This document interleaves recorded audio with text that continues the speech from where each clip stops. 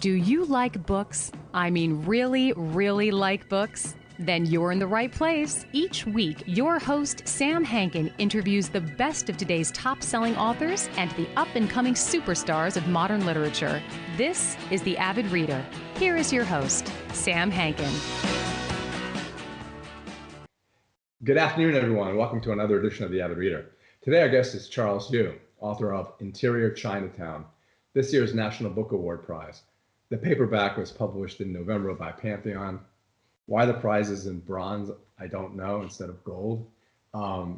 Charles wrote How to Live Safely in a Science Fictional Universe, which was great. And we talked about that back in 2010 when he had little kids who are now 13 and 10.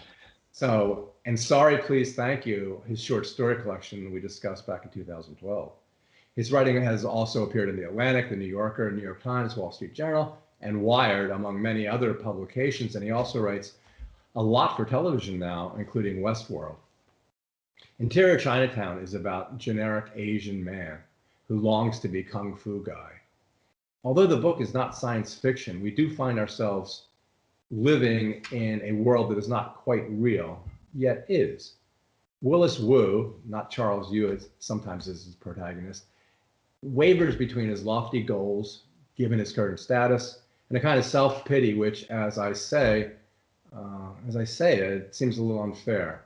He appears on TV in episodes of Black and White, starring a black and white couple, almost couple. The book is framed by epigraphs from The Presentation of Self in Everyday Life by Irving Goffman, as well as a summary of the United States horrible laws regarding the absence of status and citizenship for Chinese Americans over the actually centuries. So we learn what it's like to be trapped, to be looked at as the other, and to cope with the question of whether you are the most put upon, or is your attitude, whether you're Asian or not, framed by the manner in which you present yourself. Hi, Charles. Great to see you again. Great to see you, Sam. You may very well know this, but do you know what a first edition of Goffman's book is worth now? I do not. I imagine it's a lot. $2,000. Okay, wow. I can't afford that. Yeah, and it was nice of you not to know. So why are you going to keep rereading this book, as you say in the acknowledgments, until, and this is kind of an absolute, until you can't read anymore? Well, I picked up that book at least 15 years ago at a bookstore, a student store at UCLA. And it was one of those, random things that I didn't know I'd never heard of it. And I wasn't particularly looking for anything. And it's one of the reasons I really miss bookstores, especially independent bookstores, because you have the chance for something like that happening. And, very few books have stuck with me like Goffman's has. It's a really powerful framework, for me to understand, daily interactions between friends, family, strangers, and just sort of, it's given me vocabulary and insight into, how we are, even in just going through our lives, often performing, or we're an audience, or we're both at the same time. And that was really kind of the foundation for a lot of this book. I guess we may have talked about this before, but in my bookstore, I feel the same way. And I think I told you the story about how people will go up the library ladder, and they'll see the book they want. And then, like you, they also see the books that are around it. And it's one of those books that may change your life, like Goffman's did. And it's one of the luxuries of being in an independent bookstore. Yeah, I think the books around it is a good way to think about it. It's the accidents, the kind of, whether it's serendipitous or it's someone like you, a bookseller actually putting that book there, either way, it's just hard to replace that. So that's how I found Don DeLillo and Ratner's Star. I never would have found him otherwise. I never would have known who the heck he was. And now, of course, I've read all the stuff. I also, you may have heard of this movie called The Motel. I looked up the 20 best Asian American films, and it was one of them. And I was gonna, if you have seen it, great. But if you haven't, I think it's a good movie for you to watch. Hey, did you know there were at least two Charles Yu attorneys in San Francisco besides you? I knew about one because I have gotten calls about someone. Maybe it wasn't the one in San Francisco, but I've gotten calls uh, about like my credit card, which is scary if you think about it, because you would hope that there isn't confusion that way. But yeah. I feel kind of bad about them because now people are going to think they won the National Book Award. And they have to explain to them how they didn't, and it's some other guy. Maybe we'll all meet someday. We can have a Charles Yu party. Oh, that's a great book. Three Charles Yu attorneys in San Francisco. They get confused. They have the same clients, but they have to treat their cases differently. So anyway, now that you're this big shot on TV as well, did that influence you in writing the book as a kind of screenplay in part? Did you think about it that way? I didn't initially. For whatever reason, the idea did not occur to me until I'd been trying to write this book for a few years. But it was really the voice of Willis that came first. The opening lines of the book are actually some of the first that I wrote. And it doesn't always happen that way for me. But in this case, it was like, oh, here's a guy, generic Asian man, and dreams of being a kung fu guy. And right there, I felt I have a character and I have a place that the character wants to go. And pretty quickly after that, the question was, is this a show? And if this is a show, do I write this as a screenplay? And I was worried about it. I will say it's not conventional, and some readers may open the book and say, I don't know what this is. This isn't for me. So I worried about it, but not for that long, because really it was the form telling me, the form and the substance just were talking to each other. And that's often what I'm looking for, because then I get really excited to try it. Yeah, now it's going to be, or probably already has been, optioned by Netflix for. It's Hulu. It's actually Hulu. So. So, it's really cool because it's very cinematic, and it could be a series and it could be a standalone. And then you'd have to do the fade in, fade out where, well, I'm not going to give any spoilers away. Kind of like, well, where his life is two different things. Anyway, it's funny. We talked a little bit before about you growing up and whether you were aware of being perhaps generic and perhaps not. And what that reminded me of is back in 2001, 2003, my ex-wife and I adopted two girls from China, one from Xi'an, where the terracotta soldiers are, and one from Shaanxi.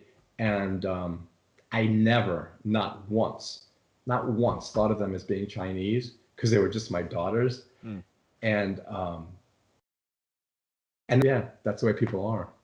They're Chinese. It makes no sense. But then when I go out with my friend Martin, who's Chinese, and we're sitting out for dinner, everyone comes up to him and they go, "Oh, you have two lovely daughters."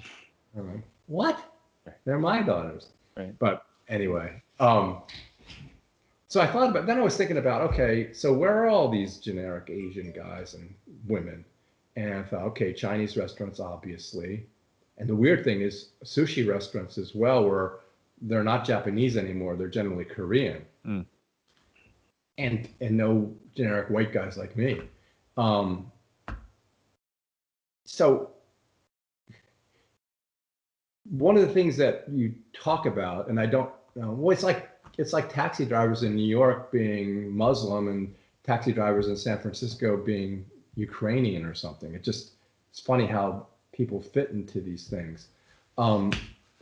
So you chose a Chinese restaurant, but you also talk about accents and how sometimes you're required to get along to pose with an accent that you don't actually have. Is that really true?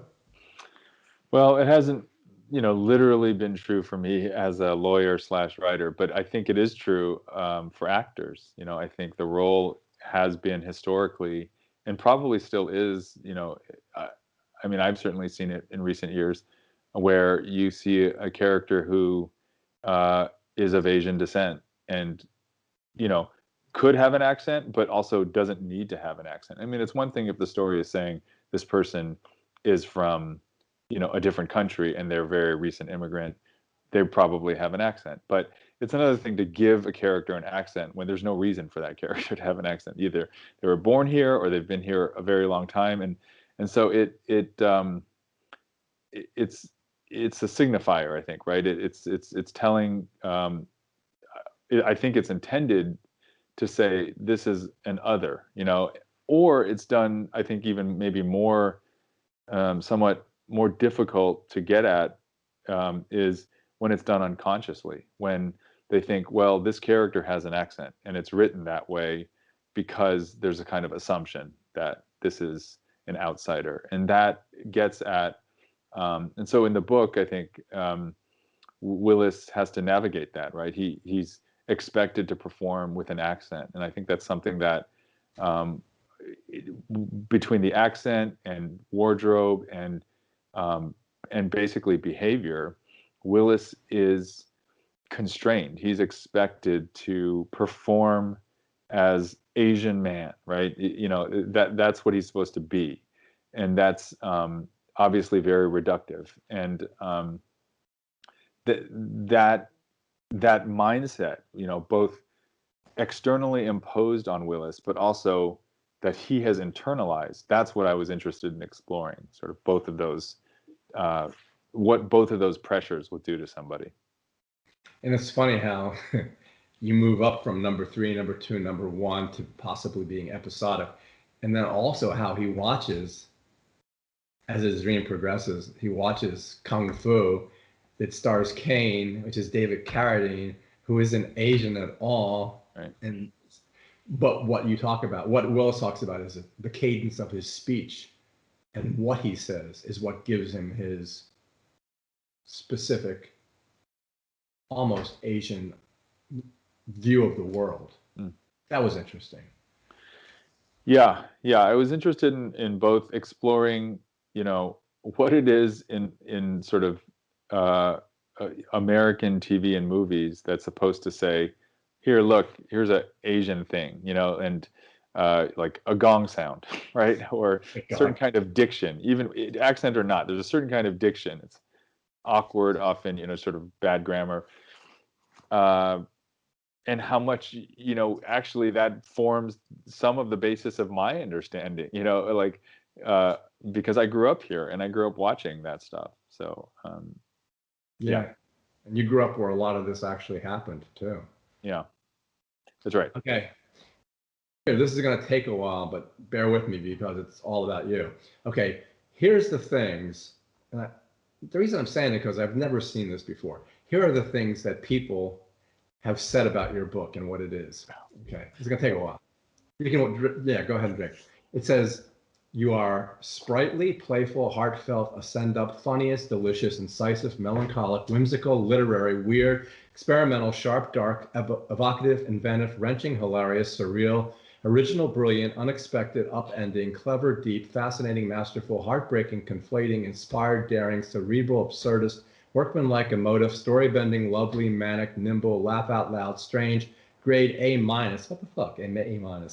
Outstanding, enchanting, untraditional, glorious, entertaining, impressive, eclectic, nonlinear, Beckettian, Vonnegutian, Saunders-ian, Dickian, pardon me, and Bradburyian. So when I interviewed you 10 years ago, I didn't think you were all that. And I still don't think you're all that. So what's the deal? Yeah, I wrote that about myself. So you're just reading Goodreads under, I don't know, lawyer author 25 or whatever my burner account is on Goodreads. Yeah, I don't know where.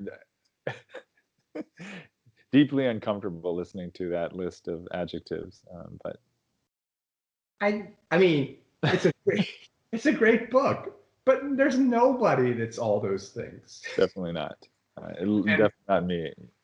Many of them I should have put in parentheses 2 or 3 because they've been used by other critics. So, but yeah, that was something that struck me when I was researching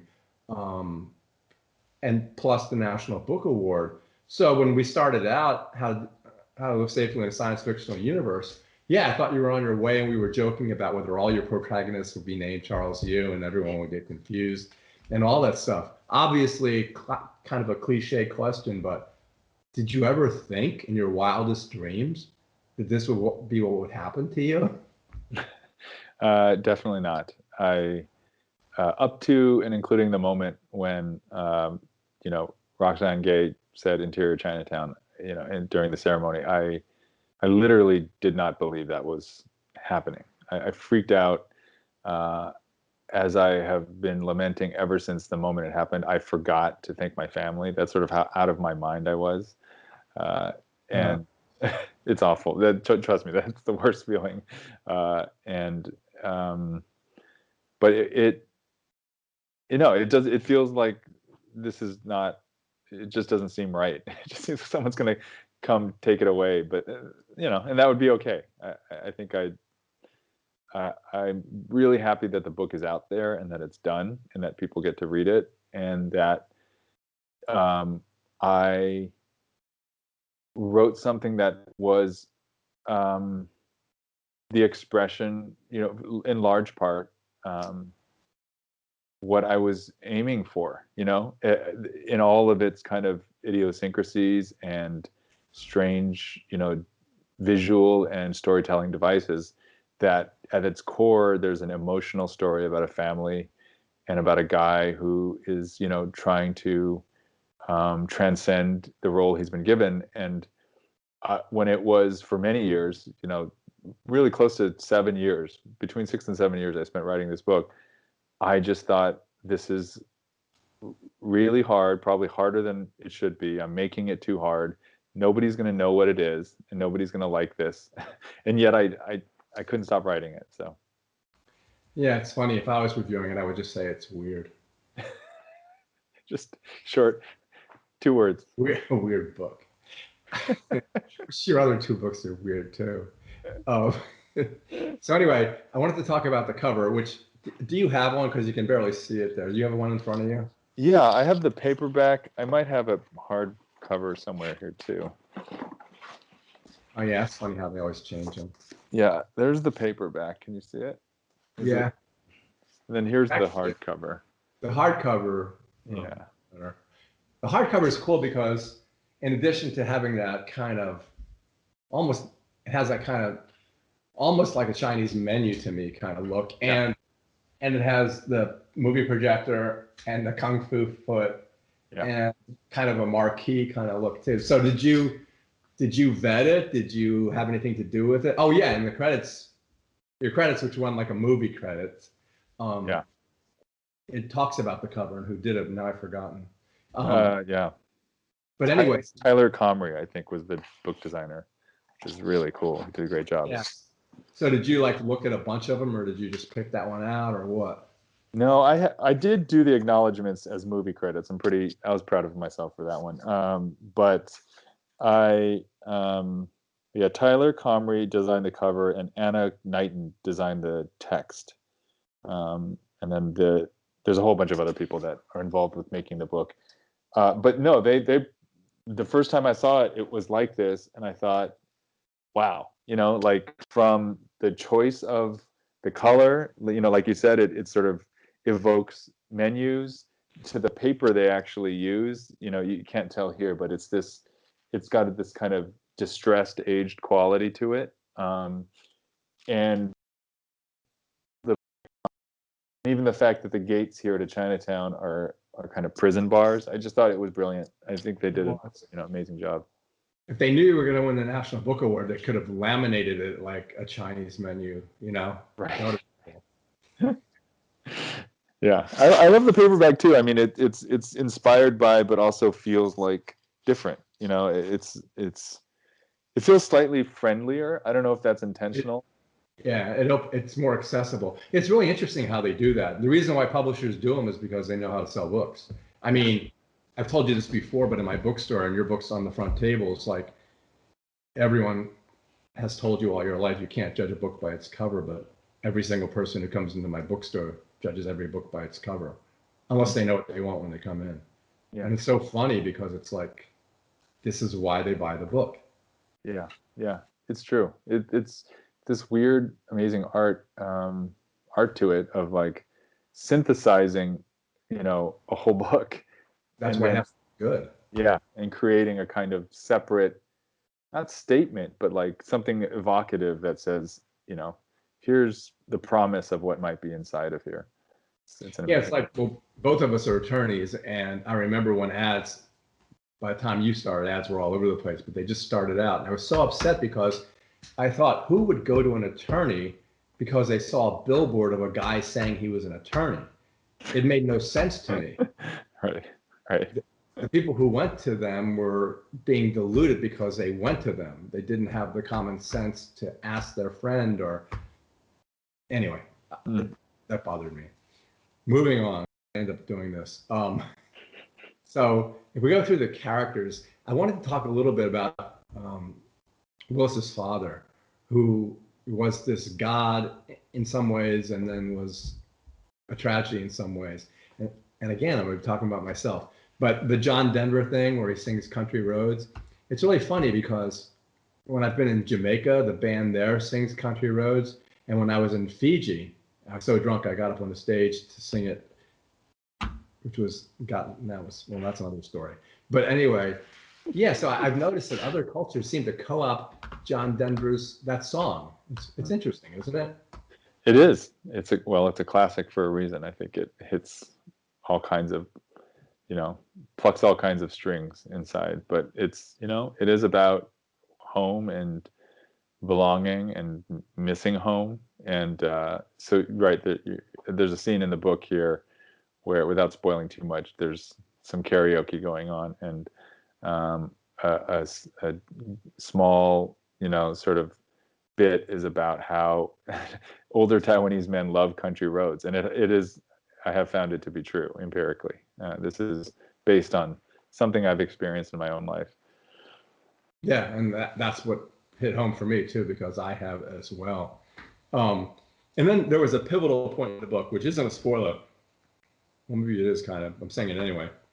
So there's a line, when you die, it sucks. And that, I thought, okay, oh, this is going to turn into a Charles Yu book. You're waiting for that moment. Now I get Stan back there. Stan, right? Is that Stan? Yeah. Yeah. Well, yeah. Stan can tell you how much it sucks to die, or maybe not. I don't know. He looks like he's doing all right, but he does as good as he can. We all do. Yeah, he's keeping in shape at least. I mean, he looks pretty built. It's his COVID look. I see. That's bad. Yeah. Yeah, I'm trying to think about how to talk about that moment.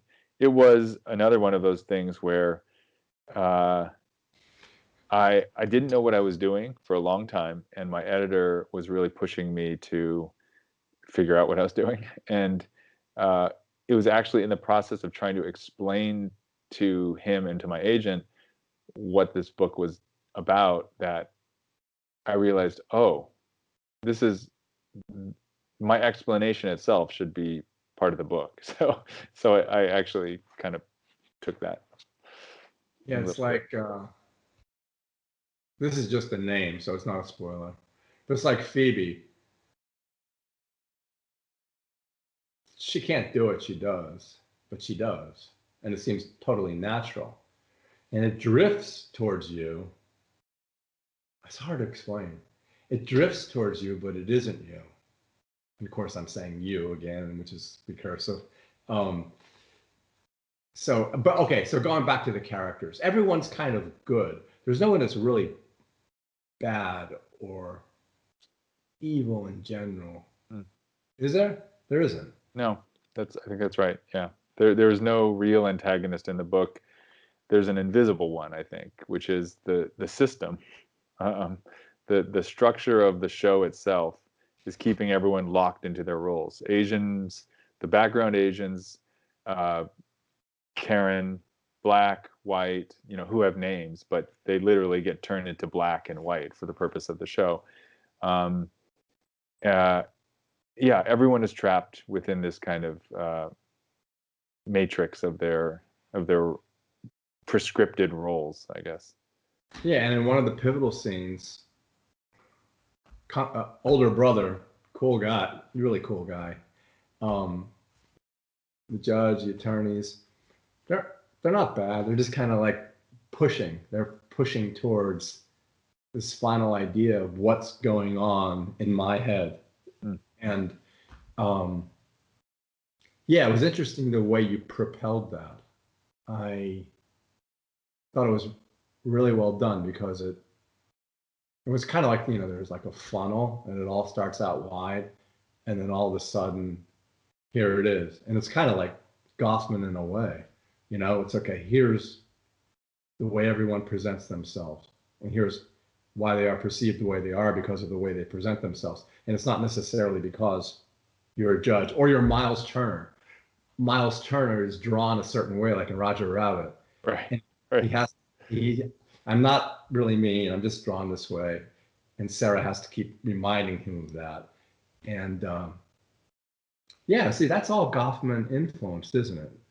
It really is, right. Yeah, I'm glad you brought up. Miles Turner is the black of black and white, and Sarah Green is the white of black and white. And they are, like, as you point out, like in Roger Rabbit, they're drawn as the leads, as heroes, extremely attractive, hyper competent at what they do, tough, like just a bunch of sort of like, very movie poster sort of attributes, right? They're supposed to be dashing, and then beyond that, they are still people, but inside of their roles, they're only ever seen as their kind of heroic shell.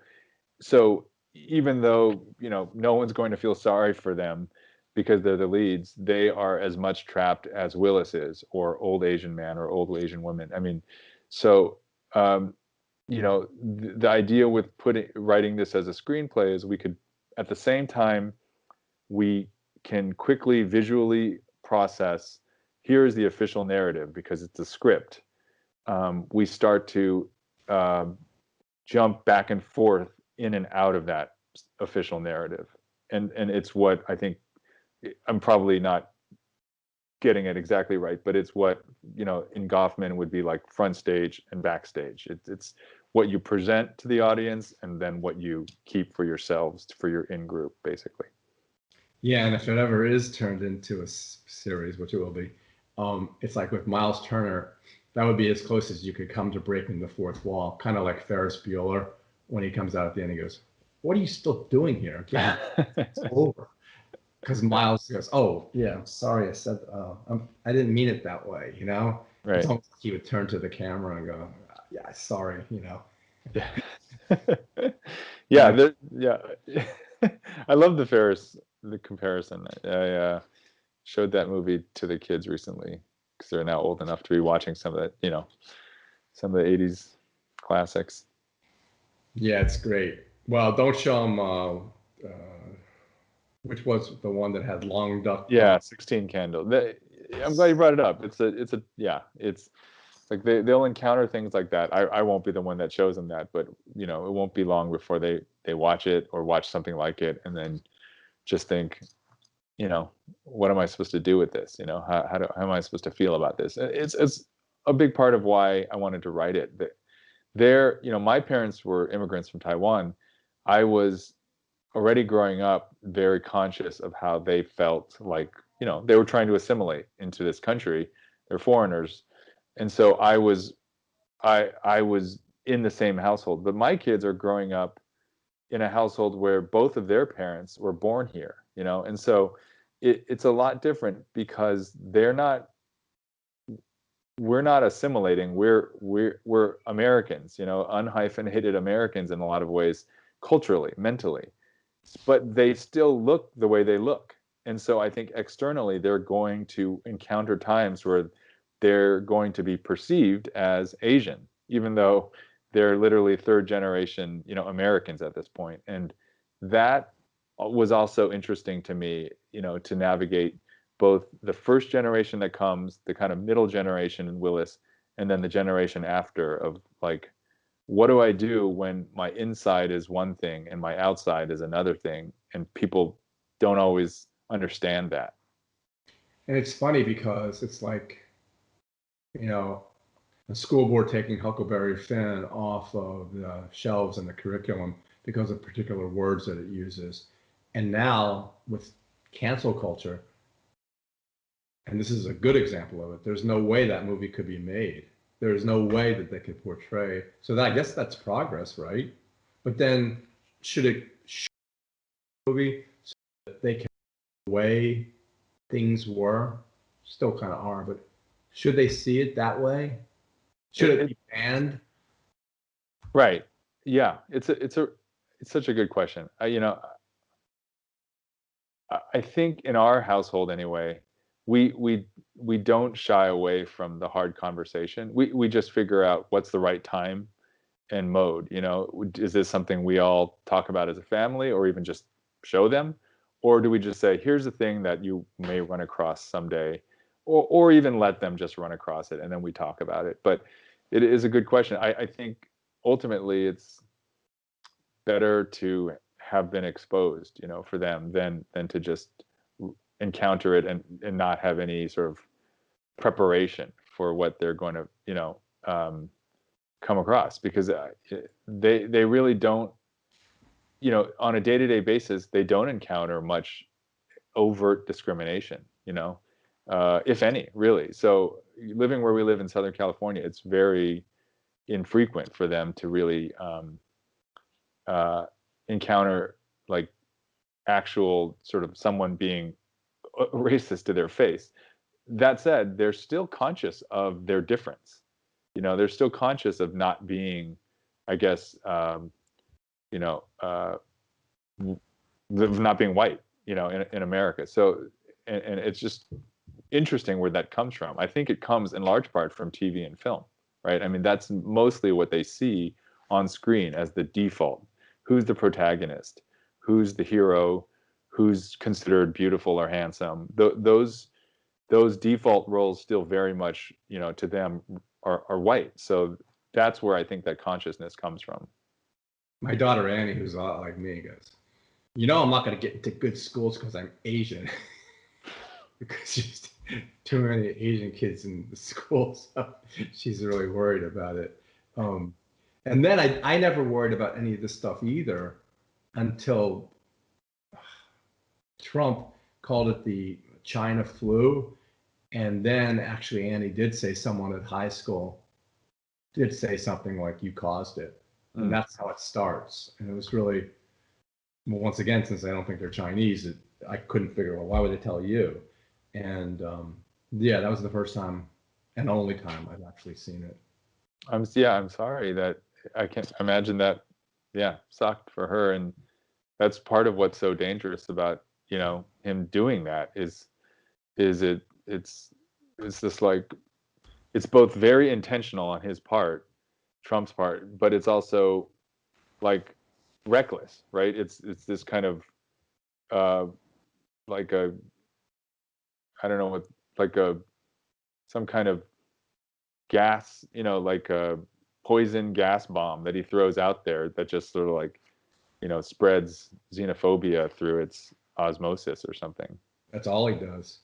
I was thinking about Lucifer and how he was God's right-hand man, and then he made him into a perfect being. And then Lucifer was thinking, well, if I'm perfect, I might as well be God. And then 1/3 of the angels go to hell with him.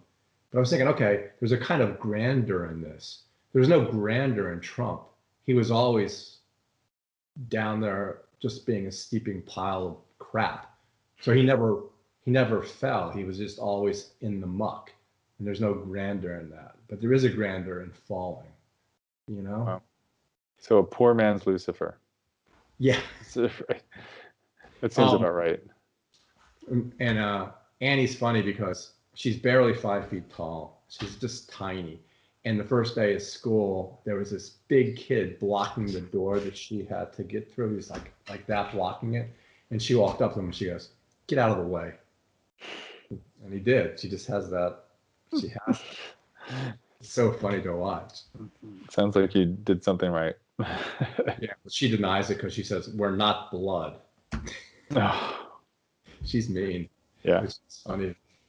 Um, so we talked about Sarah. Oh yeah. So I always forget that we're actually trying to sell your book, and then I just my life. It doesn't. This is fun. I like it this way. So Karen, he's as amazed as I am that she falls for him.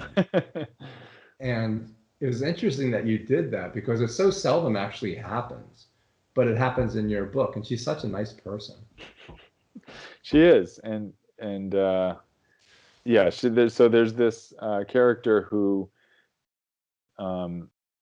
she's basically a lead character, although she's, I guess, maybe a half step under them, under Turner and Green, and she is described as ethnically ambiguous. She's, kind of an amalgam, maybe not even an amalgam. She's a concept that I feel is probably somewhat in the past, but definitely there was a time where it felt like there's one slot for a lead who isn't white or black, but we don't necessarily want to make it clear what they are. We sort of want the flexibility for this person to play as just generally ethnic. And so Karen is that. And she's a big part of the story, and it's through sort of her interest in Willis that he actually starts to kind of become a bigger part of the story himself. Yeah, and he's amazed. He can't believe that he's like, she's several leagues out of his league, but yeah, it happens. I mean, I married way up too, Me too. And then the other thing, how you're writing, but like whether this is in a book club book or not, people are going to say, why did he do that? Why was he like that? They're all going to differ. And that's a great book because everyone shouldn't feel the same about it. But when he does what he does with regard to his relationship to Karen, I'm going, you idiot. You're so, how can you do this? Don't you know what you're doing here? But then you explain why he's doing it, and even though it's still kind of stupid, it's just until the end, it's what he wants to do. It's what he wants to do, and he can't help it, even though this is the best thing he could ever possibly have. Yeah, there's I struggled for a long time to figure out what felt right, and I love stories. I both love and hate stories where you're like, you idiot. Yeah, basically, like, come on, but at the same time, if it feels earned and it feels like, well, he's got to go through this to get to wherever he's going, then that's ultimately what the story wants to be. So without spoiling it, I think I know what you mean by you idiot. Yeah, Willis is frequently an idiot in this book. I will say that. The thing about it is, though, no one, it's like my father said, do as I say, not as I do. Yeah. And, I got great advice when I was a kid. I didn't listen to any of it. And I remember one guy who had this horrible marriage. His wife was insane. And when he was walking down the aisle to get married, his best friend reached out and grabbed his sleeve and said, "Don't do this." Which wow. I admired, but he just kept going. And if he had just listened to that advice, his whole life would have been changed. But yeah, that's the way people are. The other thing I thought about was, in fact, I thought about it like a half an hour ago, because I went outside and this guy was out there delivering something, and he was saying, "Oh, I love your property because we have peacocks and goats and alpaca and chickens." It's really nice. And I mean, I don't take it for granted because it's been here since 1775. I feel like I'm just taking care of it. But the thing is, he was out there and he was being so nice. He had never said a word to me. I'd never seen him before. And he was just such a nice guy. And then I realized pretty much everybody is nice. It's just that politics and nations are bad. But pretty much everywhere I've gone, the times I've been to China, the times I've been to other countries, everyone is really nice to me. And I don't know why that has anything to do with your book. Well, I'm connecting it, I think, to the idea that you hit on earlier, which is that there are actually no bad guys in this book or bad characters. There's a system that's making people, forcing people into roles that they don't fit into, and uh, bad things happen because of that. But that's the connective tissue, I think, that that I'm drawing there. Yeah, it's kind of, although in Ayn Rand it was really bad when she would step out and Nathaniel Branden would go on with his essays and all that. But you take us out of the book every once in a while and you quote a law or a statute, and that you're going, wait a minute. But then that really does shit. That and Goffman's Outlook, but those, because you don't think about it. You don't think this is what we did, like interning the Japanese during World War II. You don't think of that. And then when you're reading that, you go, no, that's impossible. We didn't do that. And especially for an attorney, that was very well thought out. And that must have been something that came to you. Well, did it come to you before or during the process? When did you decide to do that? It was during, it grew, I think, naturally out of where the story was going. It just felt like, with older brother going off to law school, what would he learn there? And it felt like a kind of natural way of bringing two of the bigger threads sort of together, Willis's story and this kind of historical and legal background. This process by which marginalized or people have fought for legal rights through the court system and secured those rights slowly and painfully over centuries.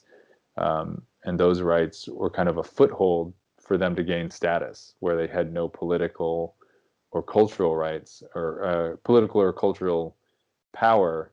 In some ways, the legal system was where the first place where some of these groups were able to gain any kind of power. So yeah, it felt like the right thing. Plus, a Law and Order episode is structured as like police first half, courtroom second half. So I sort of had to do it. Yeah, it's funny. After every night we watch Jeopardy, then Wheel of Fortune, and it's so weird now because Alex Trebek is dead, but he's still there, and he looks good, and it's like it's so strange to watch him. It goes back to the kind of stuff you and I think about. But yeah, after we watch that, so then I say, what are we going to watch now? And no matter where I scroll, when I scroll, there's always Law and Order and there's always CSI something. Always. I've never used my remote control when one of those is not on, ever, not once. And I don't know how they do it. How many episodes are there of each? It's amazing. I think it's the last thing that will survive of Earth.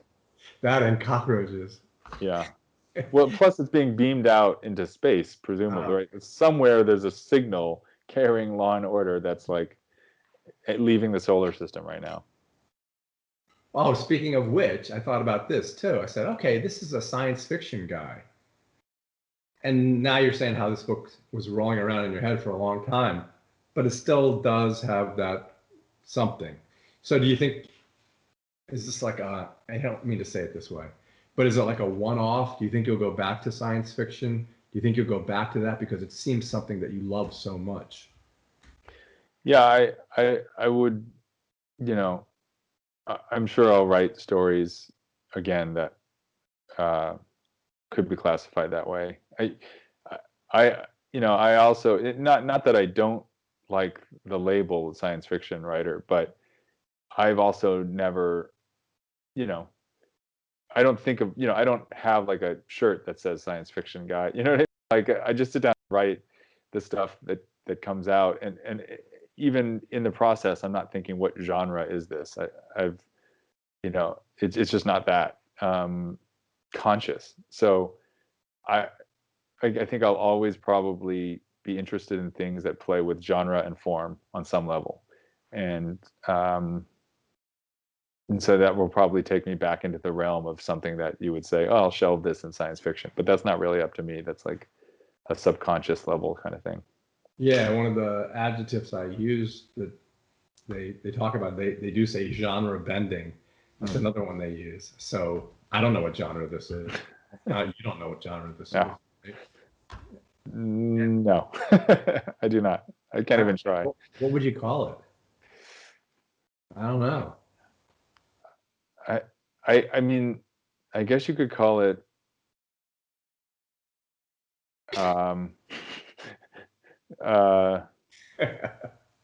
Yeah. Wow. I really can't. I can't. I'd call it a novel. I think. I don't even know if I'd call it a novel. It's It's not. right. It's a book. Yeah. Okay. It's a story. We call it that. All right. Well, we've pretty much gone through my life. I don't. I got lots of more stories. But this is our third time, I guess, in a few years. Hopefully shorter. We can talk again. And I do love talking to you because, like you're like me. You wonder who you are. You wonder where you are, and you wonder what this is. And I think as long as you do that, even though it seems paradoxical, but I think as long as you do that, you're going to be pretty good. I mean, things are going to be okay. But I don't know why I think that. Why do I think that? I don't know why you think that, but I think I know what you mean by that.